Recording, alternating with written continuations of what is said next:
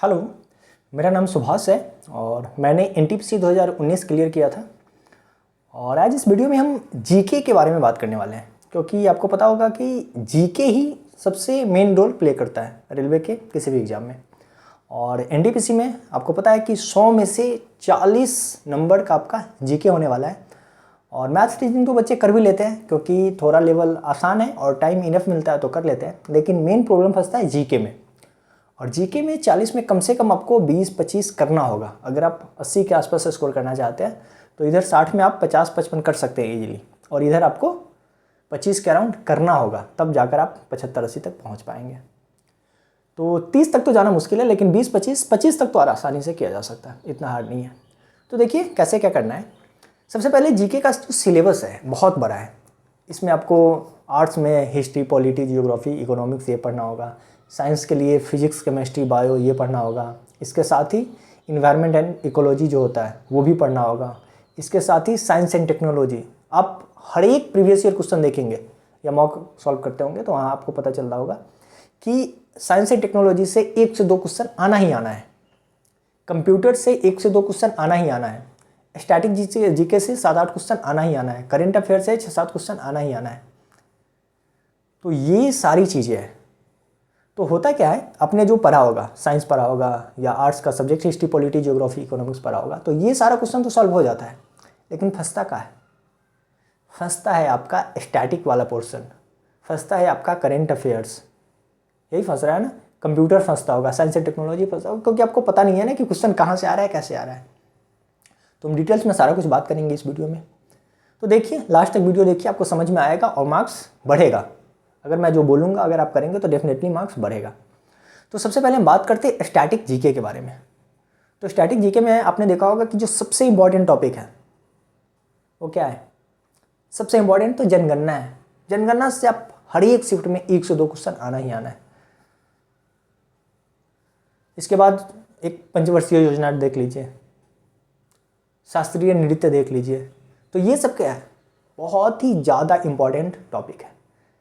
और ये सब मैंने इसी चैनल पे करवा रखा है और इतना डिटेल्स में करवा रखा है। मतलब उसमें टीसीएस अब तक जो भी क्वेश्चन एग्जाम में पूछा हुआ है, रेलवे का एग्जाम टीसीएस करवाने वाली है, और जो भी क्वेश्चन मतलब अभी तक पूछा हुआ है सारा मैंने वहाँ पे करवा दिया है। इतना डिटेल्स में वहाँ पे करवाया है कि उससे बाहर, अगर उस टॉपिक से, मैंने 4 ही टॉपिक करवाया है स्टैटिक जीके का, अगर उससे बाहर क्वेश्चन जा ही नहीं सकता है उस 4 टॉपिक के अलावा, कहीं से नहीं। और उस 4 में से 4 से 5 क्वेश्चन आना ही आना है, क्योंकि सारा इंपॉर्टेंट टॉपिक है। तो स्टैटिक जीके अगर आपको करना है तो सबसे पहले वो 4 टॉपिक तो कर ही लीजिए वहाँ से। हम सही बता रहे हैं, हम खुद एसएससी का एग्जाम देते हैं, एसएससी से सिलेक्टेड भी है। तो और मेरे दोस्त लोग भी जो भी है, चाहे वो एसएससी में हो या रेलवे में हो, तो वो सब भी मेरा ही वीडियो और मेरा ही नोट्स देखता है, क्योंकि उसमें कंटेंट सबको पता है कि इतना डिटेल्स मैंने इतना मेहनत करके उसको किया है। अगर मैं भी कोई एग्जाम देने जाता हूँ तो मैं भी उसी को रिवाइज करके जाता हूँ। बहुत मेहनत करके मैंने वो वीडियो बनाया था, नोट्स बनाया था। तो ये 4 टॉपिक तो आपका कवर हो जाएगा। इसके अलावा स्टैटिक जीके के लिए आपको सबसे आसान होगा और जो सबसे इम्पोर्टेंट मिलेगा आपको एसपीडी में, जो रेलवे का एसपीडी होता है, उसमें जो आपने देखा होगा कि बीच बीच में दिया रहता है ना घेरा करके, उसको आपको जल्द से जल्द कर लेना है, क्योंकि अब टाइम ज़्यादा बचा नहीं है, 20 दिन के आसपास बचा है। तो इन दिनों में आपको स्टैटिक जीके के लिए वही, आप डिटेल्स में जाइएगा तो बहुत प्रॉब्लम होगा। जो मेन टॉपिक 4 है वो मैंने करवा रखा है, उसके अलावा जो भी है तो एसपीडी को आप एसपीडी का एकदम जितने भी बीच बीच में दिया है ना जो भी चीज़ें, वो सब आपको अच्छे से कर लेना है। हो सकता है आपने पहले से करा होगा, अगर आपने पहले से उसके कर रखा है तो फटाफट उसका रिवीजन कर लीजिए, क्योंकि वहीं से आपका स्टैटिक हो जाएगा क्लियर। अब बात करते हैं इसके अलावा साइंस एंड टेक्नोलॉजी से क्वेश्चन आता है। तो साइंस एंड टेक्नोलॉजी के लिए लुसेंट बहुत ही बढ़िया है। लुसेंट में साइंस एंड टेक्नोलॉजी अच्छे से दिया है, वहाँ से आप कर लेते हैं। तो क्वेश्चन अगर 2 क्वेश्चन आता है तो एक तो फंस ही जाएगा, हो सकता है दोनों फंस जाए, लेकिन एक तो फंस ही जाएगा वहाँ से। तो साइंस एंड टेक्नोलॉजी आप लुसेंट से कर लीजिए। कंप्यूटर के लिए, कंप्यूटर का सिलेबस थोड़ा बड़ा है तो आप डिटेल्स में तो कर नहीं सकते, तो उसके लिए आप थोड़ा बहुत लुसेंट में ही देख लीजिए। डिटेल्स में लुसेंट में दिया नहीं है, लुसेंट में बहुत कम दिया है, बहुत शॉर्टकट है, तो उससे कुछ होगा नहीं। मुझे नहीं लगता कि वहाँ से क्वेश्चन फंसेगा, लेकिन डिटेल्स में आप कहीं से कर भी नहीं सकते, क्योंकि कंप्यूटर सिलेबस बड़ा है। अब एक तो क्वेश्चन के लिए अब उतना तो करने नहीं जाइएगा लास्ट में, जिसने पहले से कर रखा है बढ़िया है, लेकिन अब लास्ट टाइम में होता क्या है, लास्ट टाइम में कोई नया चीज़ नहीं पढ़ना होता है, हमने जो पढ़ा है उसी को रिवाइज करना होता है। तो अगर आप पढ़ने चले जाते हैं तो कंप्यूटर बड़ा है, समझ में भी सही से नहीं आएगा, जल्दीबाजी में टाइम भी आपका वेस्ट हो जाएगा और पता चलेगा कि क्वेश्चन आपने पढ़ा भी, क्वेश्चन भी आया है, लेकिन उस समय दिमाग में रहता नहीं है तो छूट जाता है क्वेश्चन।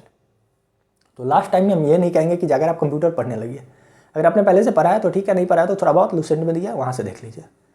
साइंस एंड टेक्नोलॉजी भी लुसेंट से कर लीजिए। लुसेंट के पीछे और भी स्टैटिक जीके में दिया है, जैसे विश्व में सबसे बड़ा, भारत में सबसे बड़ा, इस तरह का दिया रहता है ना, और यहाँ से भी क्वेश्चन बनता है, तो थोड़ा वो सब भी देख लीजिए। क्या क्या करना है, 4 वीडियो हम अपने बारे में बताएं, उसके अलावा SPD का बीच वाला जो भी है वो सब करते रहिए। उसके साथ साइंस एंड टेक्नोलॉजी लुसेंट से कर लेना है, कंप्यूटर थोड़ा बहुत लुसेंट से कर लेना है, और इन्वायरमेंट एंड इकोलॉजी भी आता है, यहाँ से भी 1 से 2 क्वेश्चन देखने को मिल सकता है, और ये भी लुसेंट में सही से दिया हुआ है, तो ये भी वहाँ से कर लीजिए। और लुसेंट के पीछे जो भी थोड़ा बहुत दिया है तो ये सब करते रहिए। तो यहाँ से आपका स्टैटिक जीके और जो आलतू फालतू का क्वेश्चन आता है ये सब आपका कवर हो जाएगा।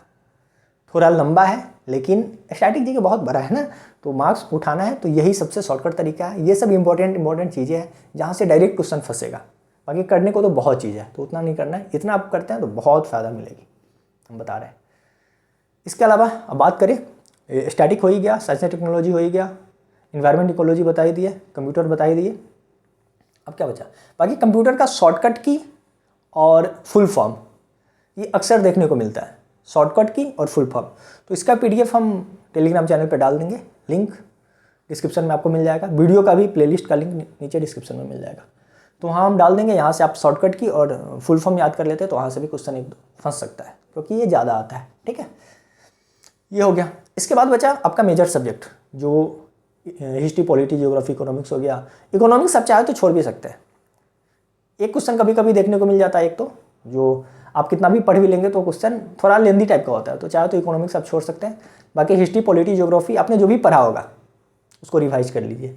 अगर अभी तक नहीं पढ़ा है फिर तो भगवान जाने कुछ नहीं हो सकता है, क्योंकि लास्ट टाइम में आप पढ़ नहीं सकते ना, बस रिवाइज कर सकते हैं। तो हिस्ट्री, पॉलिटी, जियोग्राफी आपने जहाँ से भी पढ़ा है, जिस भी टीचर से पढ़ा है उसका कोई जो भी आपने नोट्स बनाया है रिवाइज कर लीजिए। साइंस में भी यही करना है, आपने जो भी पढ़ा है, फिजिक्स, केमिस्ट्री, बायो, जो भी पढ़ा है, जिस भी टीचर से पढ़ा है, सारा एक बार क्विक रिविजन कर लीजिए। मेजर सब्जेक्ट भी हो गया, इधर भी हो गया। अब बचा करेंट अफेयर। करेंट अफेयर बहुत, जैसे स्टैटिक जीके बहुत वास्ट है, वैसे करेंट अफेयर भी बहुत बड़ा सिलेबस है उसका। तो आप पहले से करते आ रहे हैं तो ठीक है, लेकिन लास्ट टाइम में आपको करना है तो जो SPD का करेंट अफेयर आता है वो बढ़िया है, देख सकते हैं। उसमें से जो लास्ट में 1 लाइनर फॉर्मेट में दिया है ना, उसमें 2-3 है। एक तो स्टैटिक वाला है, स्टार्टिंग में सारा कुछ, एक 1 लाइनर फॉर्मेट में है, और एक जो होता है वो ऑब्जेक्टिव फॉर्मेट में है। उसमें 3 फॉर्मेट में दिया हुआ है, तो आप 1 लाइनर कर सकते हैं। ऑब्जेक्टिव जो है, और ऑब्जेक्टिव भी कर सकते हैं। ऑब्जेक्टिव वाला है तो उसमें 700-800 ऑब्जेक्टिव वाला रहता है, आप 1 साल वाला ले लीजिए, उसमें 700-800 ऑब्जेक्टिव वाला रहता है, उसको थोड़ा देख लीजिए। और जो 1 लाइन रहता है, 1 लाइनर, वो आप पीछे से स्टार्ट करके थोड़ा देख लीजिए, क्योंकि रिसेंट वाला ज़्यादा इंपॉर्टेंट होता है। तो आप पीछे से स्टार्ट कीजिए और देखना स्टार्ट कर दीजिए। कम से कम वो पूरा तो साल भर तो करना ही होगा, 1 साल का आ जाता है। तो यही 800 ये कर लीजिए और 1 लाइनर कर लीजिए, बाकी आप पीछे वाला नहीं करेंगे तो भी काम चल जाएगा, क्योंकि जो 1 लाइनर में जो भी इंपॉर्टेंट चीज़ें होता है वो कहीं ना कहीं दिया रहता है।